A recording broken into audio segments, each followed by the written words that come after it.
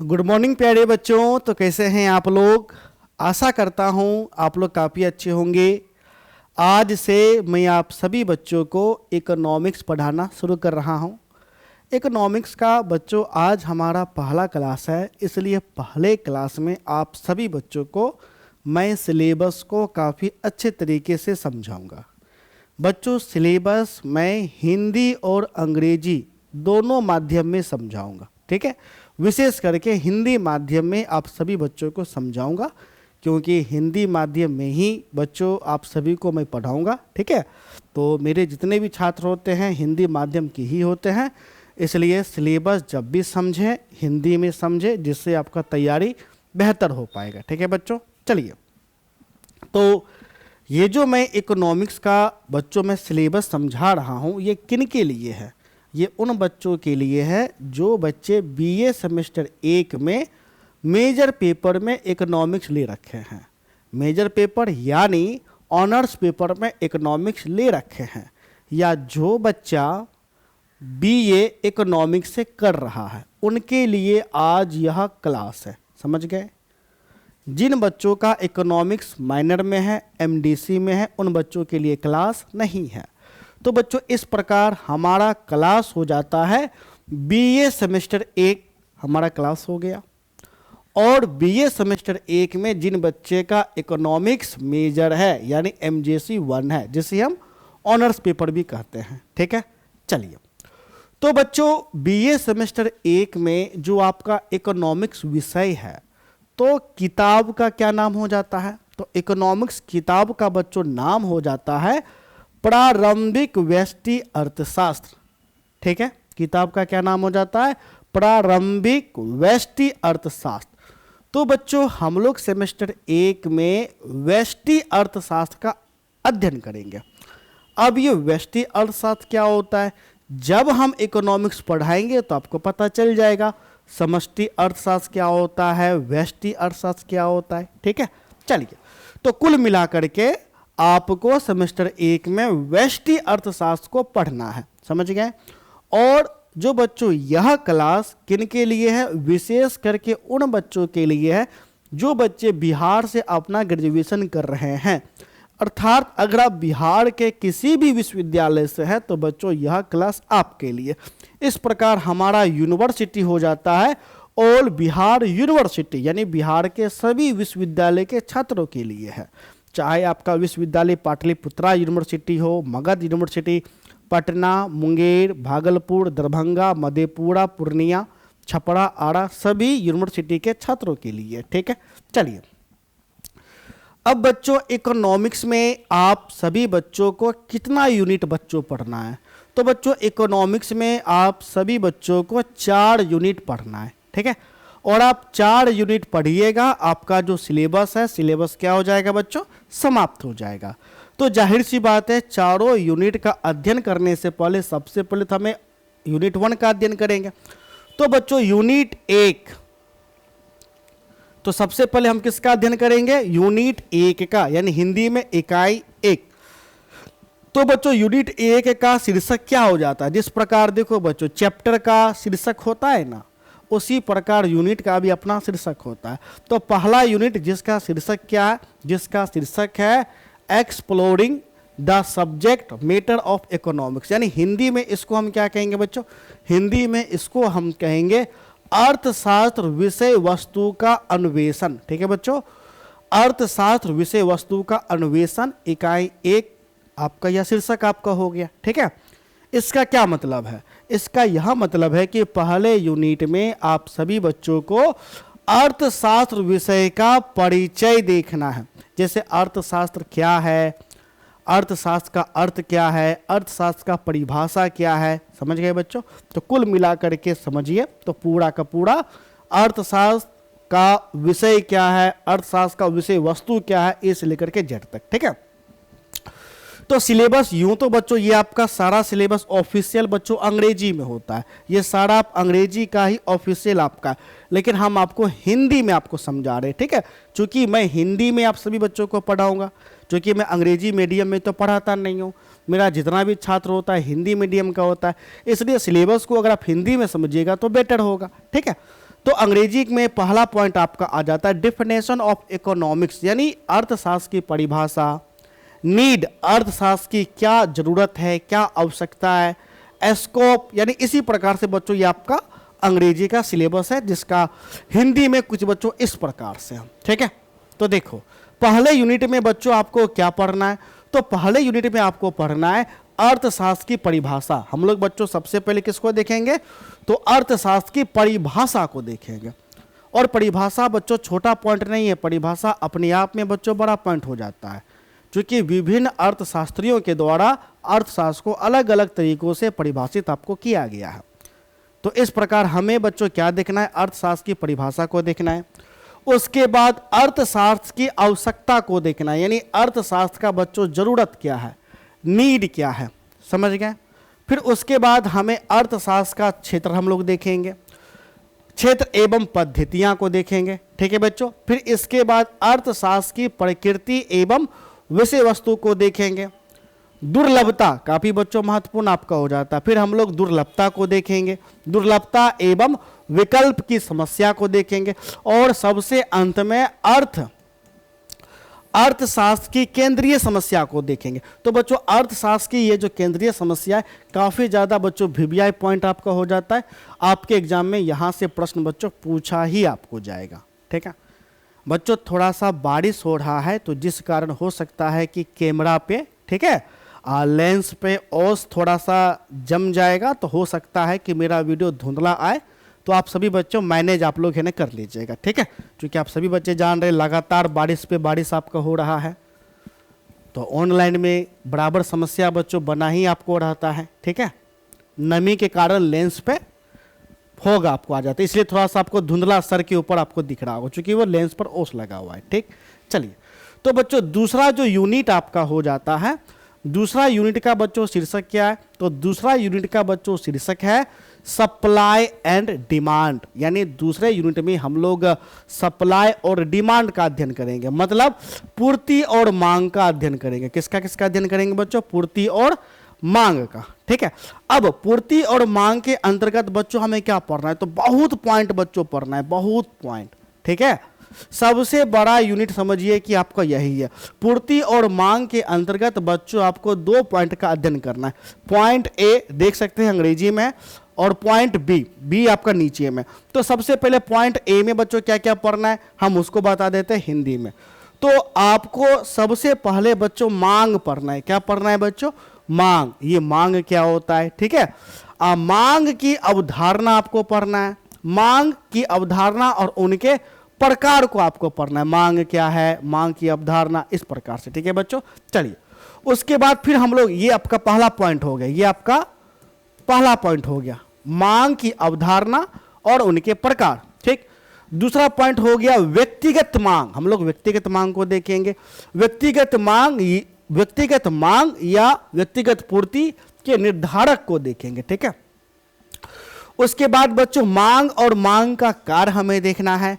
मांग का सिद्धांत काफी ज्यादा महत्वपूर्ण आपका हो जाता है, मांग का सिद्धांत देखेंगे। और मांग और पूर्ति का नियम देखेंगे। किसका देखेंगे, पूर्ति का नियम। ठीक है, चलो उसके बाद मांग के नियम के अपवाद को देखेंगे। बच्चों मांग का नियम काफी ज्यादा महत्वपूर्ण हो जाता है, तो मांग के नियम का अपवाद भी देखेंगे। मांग पूर्ति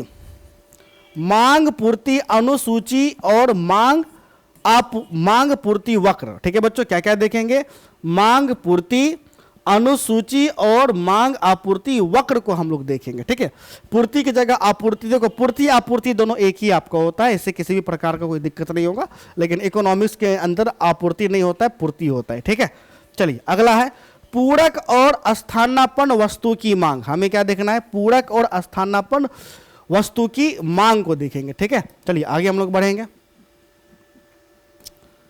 अब आगे क्या बच्चों हो जाता है, बाजार बनाम व्यक्तिगत मांग और पूर्ति। बाजार बनाम व्यक्तिगत मांग और पूर्ति को देखेंगे। ठीक है, फिर उसके बाद मांग पूर्ति वक्र में बदलाव को देखेंगे।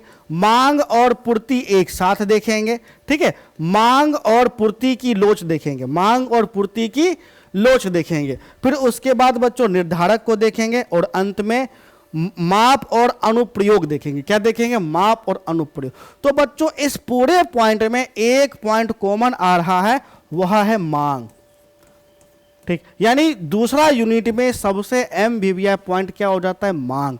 आपको मांग का अध्ययन कर रहे हैं, यानी डिमांड, इसको पढ़ना है। ठीक है बच्चों, पहले पॉइंट में चूंकि मैंने बताया था ना कि यूनिट 2 में 2 पॉइंट पढ़ना है। एक पॉइंट, अभी एक पॉइंट का सिलेबस बताएं, अब पॉइंट बी। ठीक है बच्चों, पॉइंट ए के अंतर्गत और भी कुछ पढ़ना है। जैसे क्या क्या पढ़ना है? स्थैतिक और गतिशील मांग को पढ़ेंगे, फिर अंत में उपभोक्ता अधिवेश को पढ़ेंगे और हमारा पहला पॉइंट आपका समाप्त हो जाएगा। ठीक है, पहले यूनिट का जो बच्चों बी पॉइंट है, बी पॉइंट का आपका सिलेबस क्या हो जाता है? तो देखिए बी पॉइंट में आपको उपभोक्ता व्यवहार का सिद्धांत पढ़ना है। क्या पढ़ना है? उपभोक्ता व्यवहार का सिद्धांत, जिसके अंतर्गत हम लोग कार्डिनल और ऑर्डिनल उपयोगिता विश्लेषण को देखेंगे। समझ गए? इतना देखेंगे, हमारा जो दूसरा यूनिट है बच्चों समाप्त हो जाएगा। तो इस प्रकार आप देख सकते हैं दूसरा यूनिट आपका बड़ा यूनिट आपको हो जाता है, काफी समय लगेगा दूसरे यूनिट में। चलिए अब हम देखेंगे बच्चों तीसरा यूनिट। तो तीसरा यूनिट का शीर्षक क्या हो जाता है? फॉर्म और बाजार संरचना। ठीक है बच्चों, फॉर्म और बाजार संरचना, यानी तीसरे यूनिट में हमें फॉर्म के बारे में पढ़ना है और बाजार के बारे में पढ़ना है। ठीक है, और बाजार के ही अंतर्गत आपको तीनों बाजार पढ़ना है। ठीक है, पूर्ण प्रतियोगिता बाजार। ठीक है, ए से लेकर के जेड तक आगे हम लोग बढ़ेंगे। तो बच्चों देखो, तीसरे यूनिट में हम लोग सबसे पहले पढ़ेंगे फॉर्म की प्रकृति। फॉर्म की प्रकृति यानी फॉर्म क्या है? फॉर्म में आर्थिक गतिविधि का संगठन पढ़ेंगे। फॉर्म का उद्देश्य, उद्देश्य के अंतर्गत लाभ अधिकतमीकरण पढ़ेंगे। ठीक है, फिर उसके बाद बिक्री अधिकतमीकरण को पढ़ेंगे। ठीक है, फॉर्म के संतुलन के मूल विचार का परिचय देखेंगे। फॉर्म और उद्योग के लिए अल्पावधि और दीर्घावधि में उत्पादकों के संतुलन की स्थिति को देखेंगे। यानी अल्पकालीन बाजार और दीर्घकालीन बाजार होता है, हम आपको आगे पढ़ाएंगे, उनका अध्ययन करेंगे। इसके अंतर्गत कुल और सीमांत दृष्टिकोण को देखना है। ठीक है, उसके बाद बाजार अवधारणा का मूल विचार और लागत और राजस्व के प्रकार को हम लोग देखेंगे। ठीक है बच्चों, इसके अंतर्गत अभी थोड़ा बहुत आपको समझ में नहीं आएगा, क्योंकि जब हम चैप्टर पढ़ाएंगे तब आपको समझ में आएगा। ठीक है, कुल औसत और सीमांत औसत अवधारणा को देखेंगे। कुल औसत क्या होता है, सीमांत औसत क्या होता है, इसको हम लोग देखेंगे। ठीक है, बाजार का वर्गीकरण देखेंगे, बाजार क्या होता है। ठीक है बच्चों, बाजार में समय तत्व को देखेंगे। प्रासंगिक उदाहरणों के साथ विभिन्न बाजार संरचनाओं की विशेषता देखेंगे। तो इतना पढ़ेंगे बच्चों, हमारा तीसरा यूनिट क्या हो जाएगा? समाप्त हो जाएगा। अब आपका बच्चों लास्ट यूनिट है, चौथा यूनिट। तो जो चौथा यूनिट बच्चों आपका हो जाता है वह है the markets for the factors of production, मतलब हिंदी में उत्पादन के कारकों के लिए बाजार को हम लोग देखेंगे। ठीक है बच्चों, इसके अंतर्गत हमें क्या क्या पढ़ना है? तो देखिए हिंदी में आपका सिलेबस हो जाता है।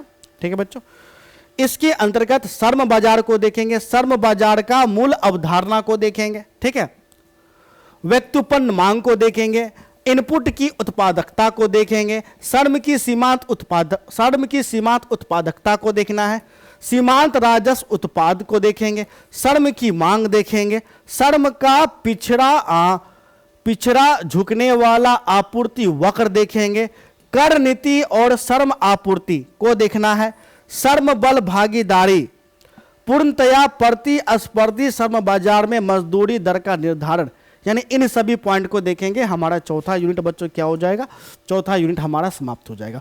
बच्चों अगर हम यूनिट की बात करें तो आपको 4 यूनिट आपको पढ़ना है, और इन 4 यूनिट में देखिएगा काफ़ी ऐसा पॉइंट है, हालांकि अभी आपको समझ में नहीं आएगा, जब हम पढ़ाना शुरू करेंगे तो आपको काफ़ी अच्छे से बच्चों समझ में आएगा। ठीक है, चलिए अब बच्चों अब हम आपको बताएंगे कि आपका एग्ज़ाम कब होगा, क्योंकि अगर आपको पता होगा कि एग्ज़ाम कब होगा तो आप बेहतर बच्चों तैयारी कर सकेंगे।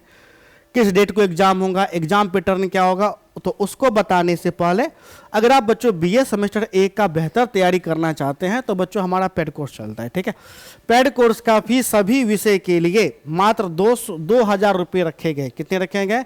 2,000। इस 2,000 में आपको बच्चों 6 का 6 विषय आपको पढ़ाया जाएगा। सिर्फ आपको बच्चों अंग्रेजी नहीं पढ़ाया जाएगा। ठीक है, अगर आपका अंग्रेजी नहीं है तो आप 6 का 6 विषय पढ़ सकते हैं, अगर अंग्रेजी है तो हम आपको 5 विषय पढ़ाएंगे। तो इसके लिए पूरे सेमेस्टर 1 का 2000 रुपये लगेगा। अगर आप ज्वाइन करना चाहते हैं तो आप हमें कॉल करिए, हमारा नंबर है 7061504552।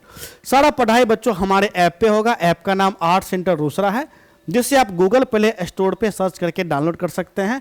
ये हमारे ऐप का बच्चों लोगो हो गया, गूगल प्ले स्टोर पे सर्च करके डाउनलोड कर सकते हैं, या ऐप का लिंक बच्चों मैंने वीडियो के डिस्क्रिप्शन बॉक्स में दे दिया है। ठीक है, आपको चैप्टर वाइज बच्चों, चैप्टर वाइज नहीं, यूनिट वाइज आपको हर विषय पढ़ाया जाएगा, जितना भी पॉइंट है यूनिट वाइज के साथ साथ पॉइंट वाइज भी हम आपको पढ़ाएंगे। जैसे देखो अभी मैंने समझाया ना कि कितना पॉइंट है, एक एक पॉइंट करके हम आपको समझाएंगे। ठीक है, तो पॉइंट वाइज पढ़ाएंगे, क्वेश्चन आंसर हम आपको करवाएंगे, लेक्चर नोट्स भी हम आपको देंगे, क्वेश्चन आंसर नोट्स भी देंगे। क्वेश्चन आंसर में लघु, दीर्घ, वस्तुनिष्ठ तीनों हम आपको करवाएंगे, तथा MVBI क्वेश्चन भी चिन्हित कर देंगे। बच्चों MVBI का फायदा यह होता है कि अगर आपके पास समय कम है, आप दुकान दौड़ी करते हैं अथवा जनरल कंपटीशन UPSC BPSC का तैयारी करते हैं, ऐसे में आपके पास समय कम होगा, MVBI कर लीजिएगा, सारा क्वेश्चन एग्जाम में टैली कर जाएगा, अच्छा अंक आपको चले आएगा। ऐप के अंदर टेस्ट का भी बच्चों व्यवस्था है, लेकिन टेस्ट ओनली फॉर आपका ऑब्जेक्टिव होगा, सब्जेक्टिव नहीं होगा। ठीक है, तो ज्वाइन करने के लिए इस नंबर पर अवश्य रूप से कॉल करिए, 7015054552 पे। हमारा नाम मुकेश संग्राम सर हो गया। ठीक है, चलिए अब हम बच्चों चर्चा करेंगे कि आपका एग्जाम कब होगा। तो बच्चों देखो, बिहार में क्या है कि अलग अलग यूनिवर्सिटी का एग्जाम अलग अलग डेट में होता है। जैसे सबसे फास्ट आपको चलता है पाटलिपुत्रा यूनिवर्सिटी। अगर आप पाटलिपुत्रा यूनिवर्सिटी के छात्र हैं तो आपका एग्जाम दिसंबर के अंत में होगा। बाकी जितना भी यूनिवर्सिटी है, सभी यूनिवर्सिटी के एग्जाम लगभग जनवरी के अंत में होगा, समझ गए। और इसके अलावे आपके कॉलेज में बच्चों मिड टर्म एग्जाम भी होगा। ठीक है, जो कि 2-2 मंथ पर होगा, जिसका अंक यूनिवर्सिटी आपको भेजा जाएगा। तो इस प्रकार जैसा आपका मिड टर्म में रिजल्ट होगा वैसा अंक भी यूनिवर्सिटी भेजा जाएगा। ठीक है, चलिए अब हम बात करते हैं एग्जाम पैटर्न का। तो बच्चों देखो, हर विषय 100 अंक का होता है, तो इस प्रकार इकोनॉमिक्स भी 100 अंक का ही होगा। इस 100 अंक का एग्जाम 2 प्रकार से होगा, एक होगा 70 नंबर का एग्जाम और दूसरा होगा 30 नंबर का एग्जाम। 30 नंबर का एग्जाम बच्चों आपके कॉलेज में होगा। कहाँ होगा? आपके कॉलेज में, इंटरनल एग्जाम के रूप में। ठीक है, 30 नंबर का एग्जाम बच्चों 2 बार होगा, पहला फर्स्ट मिड टर्म कहलाएगा, दूसरा सेकेंड मिड टर्म आपको कहलाएगा। ठीक है, तो आपके कॉलेज में 30 नंबर का एग्जाम होगा, जैसा आपका अंक आएगा वैसा यूनिवर्सिटी आपको भेजा जाएगा।